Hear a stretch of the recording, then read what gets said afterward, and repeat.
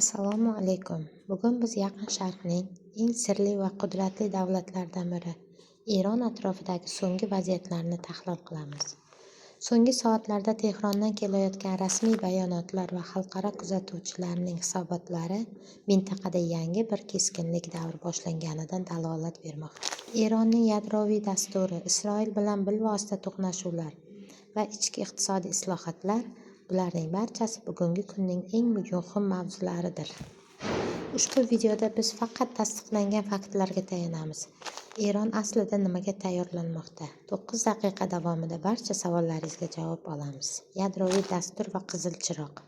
Birinchi va eng asosiy yangilik Eronning yadroviy faoliyati bilan bog'liq. MAGATE atom energiyasi bo'yicha xalqaro agentlikning so'nggi rasmiy hisobotiga ko'ra, Eron Fordo va Natanz inshootlaridan uranni boyitish darajasini 60% dan oshirgan. Bu ko'rsatkich yadro quroli yaratish uchun bo'lgan 90% chegaraga juda yaqin. Eron Tashqi ishlar vazirligi esa bu ayblovlarni rad etib, dastur faqat tinchlik maqsadlarida ekanini ta'kidlamoqda. Biroq AQSh va Yevropa ittifoqi buni xavfli bosqich deb atadi. Rasmiy Tehronning bayonotiga ko'ra, agar G'arb sanksiyalarni bekor qilmasa, ular yadroviy kelishuvdan butunlay chiqish va xalqaro inspektorlarning kirishini cheklash huquqini o'zlarida qoldiradi. Bu esa mintaqada qurollanish poygasini boshlab yuborishi mumkin. Harbiy tayyorgarlik va raketa sinovlari. Ikkinchi muhim jabha Eronning harbiy qudrati. So'nggi haftada Eron Islom inqilobi muhofizlari korpusi yangi avlod ballistik raketalarni muvaffaqiyatli sinovdan o'tkazganini rasman e'lon qildi. Bu raketalar 2000 kilometrdan ortiq masofani zabt eta oladi. Bu esa Isroil va mintaqadagi AQSh bazalarini nishonga olish imkonini beradi. Shuningdek,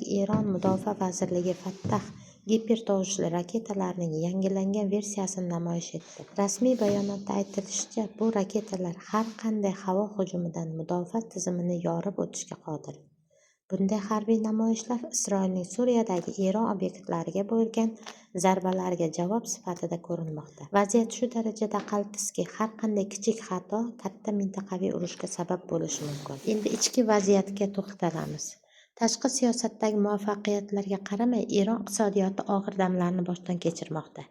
Eron Markaziy banki ma'lumotlariga ko'ra, milliy valyuta realning qadrsizlanishi davom etmoqda. Inflyatsiya darajasi oziq-ovqat mahsulotlari uchun 45-50% ni tashkil etmoqda. Hukumat iqtisodiy bosimni kamaytirish uchun sharqqa qarash siyosatini kuchaytirdi. Eron va Xitoy o'rtasidagi strategik hamkorlik doirasida energetika sohasidagi yirik investitsiyalar kiritilishi kutilmoqda.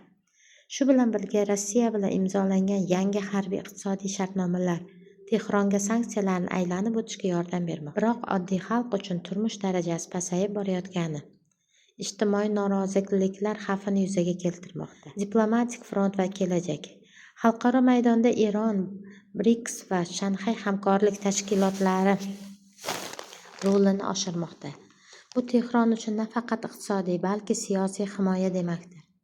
Pekin vositachiligida Suriya, Saudiya Arabistoni bilan munosabatlarning tiklanishi mintaqada vaqtinchalik sokinlik yaratgan bo'lsa-da, Isroil bilan bo'lgan adovat eng yuqori nuqtasiga yetdi. Eron prezidentining oxirgi bayonotida biz urushni xohlamaymiz, lekin har qanday tajovuzga munosib javob beramiz degan so'zlar yangradi. Bu esa Tehronning murosaga emas, balki mudofaa va tiyib turish siyosatiga urg'u berayotganini anglatadi. Xulosa va yakun o'rnida shuni aytib o'tamanki, Eron bugungi kunda dunyo siyosatining markazidagi kuchli o'yinchi bo'lib qolmoqda. Yadroviy kelishuv taqdiri va mintaqaviy to'qnashuvlar yaqin oylar ichida dunyo tartibini o'zgartirib yuborishi mumkin. Sizning fikringizcha, Eron va G'arb o'rtasidagi bu topishmaslik qanday yakun topadi? Diplomatiya g'alaba qozonadimi yoki qurollar so'zlaydimi?